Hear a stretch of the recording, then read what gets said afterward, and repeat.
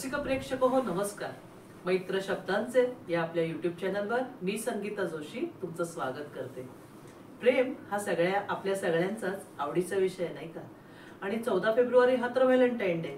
त्यानिमित्त प्रेम विषयक कविता आज आम्ही सादर करणार आहोत आणि माझ्याबरोबर माझ्या दोन सख्यांना पण मी आपल्या चॅनलवर बोलवलंय.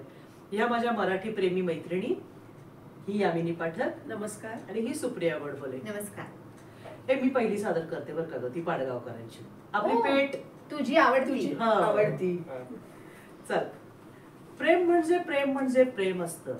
प्रेम म्हणजे प्रेम म्हणजे प्रेम असतं. तुमचं आणि आमचं सेम असतं. काय म्हणता, या गोष्टी चिल्लर वाटतात, काव्याच्या दृष्टीनं थिल्लर वाटतात. असल्या तर असू दे की, फसल्या तर फसू दे की, तरी सुद्धा प्रेम म्हणजे प्रेम म्हणजे प्रेम असतं. तुमचं आणि आमचं सेम असतं. मराठीतून इश्क म्हणून प्रेम व्यक्त करता येतं. उर्दू मध्ये इश्क म्हणून प्रेम करता येतं. कॉन्व्हेंट मध्ये शिकलात तरी प्रेम करता येतं. लव हे त्याचंच दुसरं नेम असतं. प्रेम म्हणजे प्रेम म्हणजे प्रेम असतं. तुमचं आणि आमचं सेम असतं. 16 वर्ष सरली की अंगात फुलं फुलू लागतात.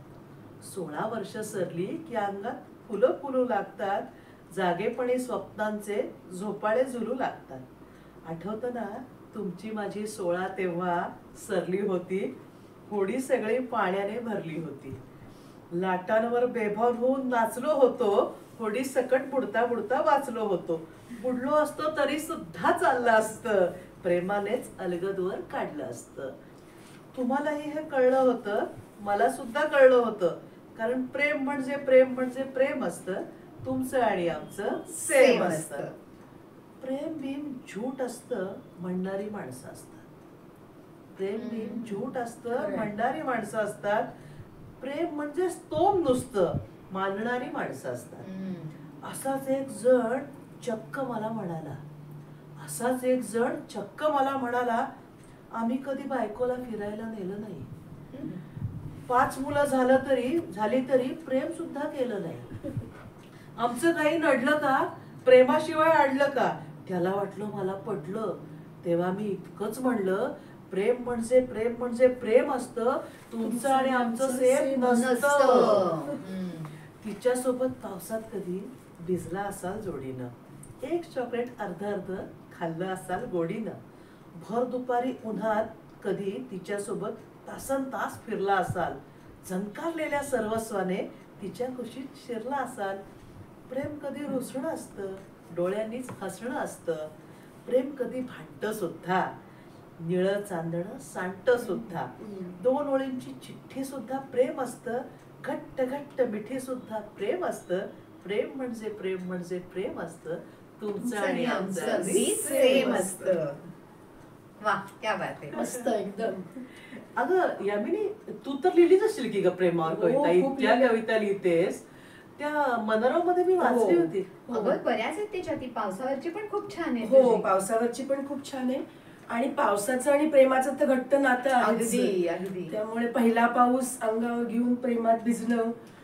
वा, ऐकव ना. हो, ती एक आता कविता मी ऐकवते.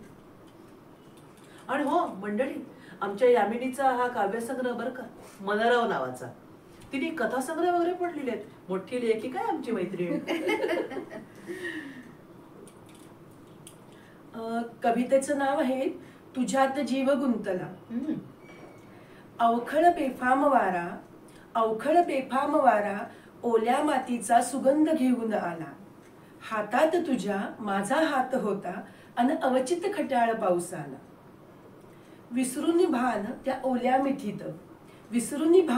ओल्या मिठीत बेभान सरी सुखाच्या बरसल्या. रेशमी मुलायम नातं तुझं नि माझं, रेशमी मुलायम नातं तुझं नि माझं. तो पाऊस अजून घट्ट विणून गेला. कितीक ते ऋतू आले आणि कितीक ते कोरडे गेले. कितीक ते ऋतू आले आणि कितीक ते कोरडे गेले. तुझ्या सवे भिजताना हा पाऊस तनमन मात्र भिजवून गेला. वा. नव्हाळी प्रेमाची आनंदाचा ठेवा सांगू कशी कोणाला. मेघासम साजण सावळा मेघासम साजण सावळा माया उरातली माझ्यात ओतून गेला. वा. वा. तू असता सवे माझ्या सख्या, तू असता सवे माझ्या सख्या, आभाळही थिटे आनंदाला. ओढ कशी मला तुझी लागली, तुझ्यात जीव गुंतला, तुझ्यात जीव गुंतला. हे त्या सिरियल वर लिहिवर काही कविता. नाव घेतलंच लिहायचं फक्त. ह्या प्रेमावर कविता तर सगळ्या भाषांमध्ये असतील नाही का? तू बंगालीतलं काही लिहिलंयस, केलंयस का काय अनुवाद इतक्यात? अहो अगं, माझ्या बंगाली भाषेच्या प्रेमामुळे आणि अर्थातच टागोरांच्या प्रेमामुळे मी टागोरांच्या कविता मधनं सारख्या वाचत असते बंगाली मधल्या. आणि मग काही कविता अशा इतक्या भिडतात ना की वाटतं आपण मराठीत त्याचा थोडा अनुवादच करावा, म्हणजे आपल्या मराठी मंडळींना त्याचा आनंद घेता येईल. त्यांचं रवींद्र संगीत प्रसिद्धच आहे ना, खूपच प्रसिद्ध. अगं 3000हून अधिक गाणी रवींद्र संगीताची त्यांनी लिहिली आहेत आणि नुसती लिहिली नाहीत, त्याला चाली पण दिलेल्या आहेत. काय म्हणावं, जन्मजातच कवी होते ते, त्यामुळे त्यांना कविता अशा चालीतच सुचायच्या. हो. आणि मी त्यांचं थोडस वाचलंय बरं का, खूप उदात्त प्रेम आहे त्यांचं. प्रश्नच नाही. एक तर तो काळाचा महिमा आहे, स्वातंत्र्याच्या आधीचा तो काळ, त्यामुळे त्या काळात उदात्त प्रेमाचं नेहमीच संकल्पना वेगळी होती वेगळी प्रेमाची. म्हणजे आताच्या या काळात तात्पुरत्या उथळ अशा प्रेमाच्या या दिवसांमध्ये ह्या कविता ज्या आहेत ना त्या वाचलं की असं वाटतं अरे हो, असंही प्रेम करता येतं. म्हणजे जरी आपल्या प्रियकराने म्हण, प्रेयसीने म्हण त्याला प्रतिसाद नाही दिला किंवा परिस्थितीने समजा काही दोघांमध्ये दुरावा आला, तरी ते प्रेम एकमेकांवरचं कुठेही कमी होत नाही. आणि एकमेकांबद्दलच्या ज्या त्यांच्या प्रतिमा आहेत मनांमधल्या, त्या अशा खूप वरच्या पातळीवरच्या आहेत. म्हणजे आता हीच एक कविता बघ, मी ज्याचा अनुवाद केलाय. हा, जीवनेर ध्रुव तारा. आता आपल्याला माहितीये ध्रुव तारा म्हणजे जो अढळ असतो आकाशामध्ये, तर त्याची उपमा दिली आहे प्रेयसीला टागोरांनी. तर ती अशी कविता आहे, जीवनेर ध्रुव तारा, रवींद्रनाथ टागोर. केले आहे तुला माझ्या जीवन पथाचा ध्रुव तारा, भरकटू नये आयुष्याची नाव या असीम महासागरा. म्हणजे माझ्या आयुष्याची नाव भरकटू नये म्हणून तुला जीवनाचा ध्रुव तारा केलाय. कोठेही जावो मी या जगी, तुझ्या भलेपणाची उब वेढून राहे सभोवताली. माझ्या मनचक्षू समोर सदा तुझा हासरा चेहरा, केले आहे तुला मी माझ्या जीवन पथाचा ध्रुव तारा. मस्त. तुझा हसरा चेहरा, क्षणभर जरी तू होसी दृष्टी आड, क्षणभर जरी तू होसी दृष्टी आड, बावरते मन जणू नाही त्यास जगी थारा, केले आहे तुला मी माझ्या जीवनाचा ध्रुव तारा. चुकून कधी भुलले निजपथा, तुझे क्षणिक दर्शन पश्चातापे फिरवी त्यास माघारा, केले आहे तुला मी माझ्या जीवनाचा ध्रुव तारा. फारच सुंदर. आणि मगाशी म्हटलं तसं की जरी प्रेमिक म्हणजे आता आपण कोणी म्हणू, प्रेयसी किंवा प्रियकर हा जरी दूर गेला काही कारणांनी, तरी माझ्या जीवनातलं त्याचं स्थान जे आहे ते तसंच आहे असं सांगणारी ही कविता आहे.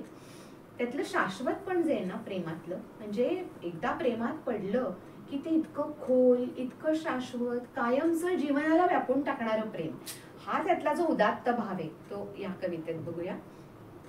मनाला माझ्या ज्याची आस तोच तूच रे, मनाला माझ्या ज्याची आस तोच तूच रे, तुझ्या वाचून या जगी नाही दुसरा ध्यास रे.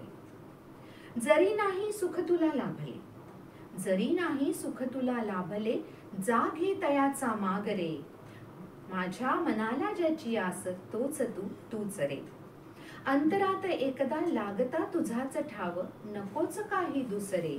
मनाला माझ्या ज्याची आस तोच तूच रे.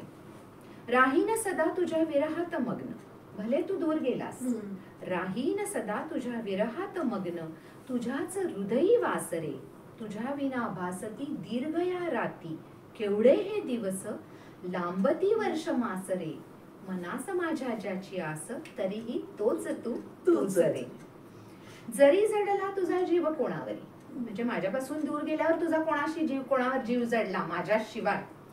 जरी जडला तुझा जीव कोणावरी, जरी नाही आलास तू परतुनी, मिळो तुला जे हवे ते, मम वेदनेची काय त्यापुढे निरास रे. क्या बात आहे. मनाला माझ्या ज्याची आस तोच तू तूच रे तोच तू तूच रे. वा वा सुंदर. या उदात्त प्रेमावरनं मला असं लक्षात मला एकदम यावेळी तुझी कविता आठवली हो. होती कृष्णावर गाते आहे ना. कारण हा काळ तर त्याच्यापेक्षा आधीच म्हणजे खूपच जुना म्हणजे आपण पौराणिक म्हणतो तसा. आणि राधाकृष्णांचं प्रेम हे आत्मिक प्रेम आपण म्हणजे म्हणतो की आत्मिक प्रेम होतं. आणि जसं आता सुप्रियाच्या कवितेत आपण ऐकलं की जरी दुसरा कोणी तुला मिळाला तरी तू त्याच्यावर सुखी राहा. हीच राधेची पण कल्पना होती की तिने कृष्णाला म्हणजे जाऊ दिलं तिच्या आयुष्यातनं. आणि पण तिला तो विरह कधी कधी सोसवत नसे म्हणजे त्याचा त्रास तर तिला त्रास तर तिला होतच होता. होता. तर तिची जी व्यथा किंवा ते मी या प्रेम म्हणजे तिचं प्रेम आणि व्यथा दोन्ही मी या कवितेने मांडलेलं आहे. आणि संगीता बघ किती व्हॅलेंटाईन डेच्या निमित्ताने आपण हे करत आहोत. राधाकृष्ण हे आपल्याकडे चिरंतन प्रेमाचं प्रतीक आहे. तर अगदीच तुझी ही ऐकायला आवडेल आणि कविता. मला हे इथं तुमच्या दोघींच्या बरोबर सगळ्यांनाच सांगायला आवडेल की कुठेतरी आपण जे आजकाल प्रेमामधला उथळपणा बघतो तसं नाहीये. खरंच प्रेमाची जी संकल्पना आहे ती खूप उदात्त आहे. हेच आपण थोडस जरा नव्या पिढीने जर समजून घेतलं तर खूप छान आहे. खूप छान होईल. त्या निमित्ताने त्याला ते थोडस आपण अधोरेखित करूया. बरोबर. आता मी कविता हे करते वाचते. सुरमुरलीचा. हळवी तिनी सांज मागे सोडून गेला रवी मावळतीला. हळवी तिनी सांज मागे सोडून गेला रवी मावळतीला. अन पेटवून दीप काळजाचा साद घालते मी तुला. ओलावती पापण्या आठवणीत तुझ्या पुन्हा पुन्हा. अंतरातून ऐकू येतो मज सुरमुरलीचा पुन्हा. ही युगायुगांची कातर वेळ ही युगायुगांची कातर वेळ अन मी एकटीच इथे. होई भास भोवती बघते मी जिथे तिथे. शोधते मी नव्याने जपलेल्या त्या पाऊल खुणा.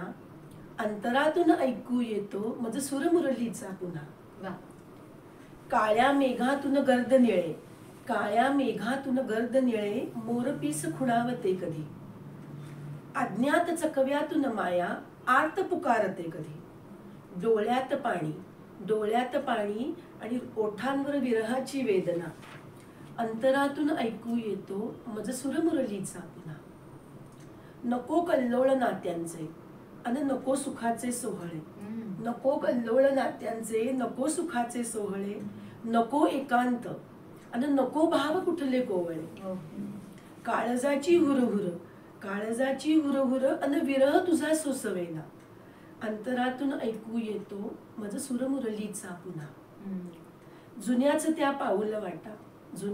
पाऊल वाटा तरी भूल नव्याने पडते. गोंदवून चांदणे अंगावर वाट तुझी मी बघते. येऊ दे पहाट प्रणयाची जरी चंद्र तोच जुना. अंतरातून ऐकू येतो मज सुरमुरलीचा पुन्हा. अंतरातून ऐकू येतो मज सुरमुरलीचा पुन्हा. वा क्या बात. मस्त छान जमले आम्ही त्या कविता. तुम्हाला वेळ आहे ना का थांबायचंय? नाही आहे ना. अजून एखादी म्हणायची का तुला? आपण आता असं करूया महिला दिनानिमित्त पण एकदा या ना चॅनलवर तिच्या कविता करूयात ना. अगदी हरकत नाही. मजा येईल. पुन्हा एकदा त्या निमित्ताने आपण भेटू. हो ना. चालेल. मग आज अलविदा. अलविदा. प्रेमाचा अलविदा. रसिक प्रेक्षक हो परत भेटूयात पुढच्या भागात. तोपर्यंत नमस्कार.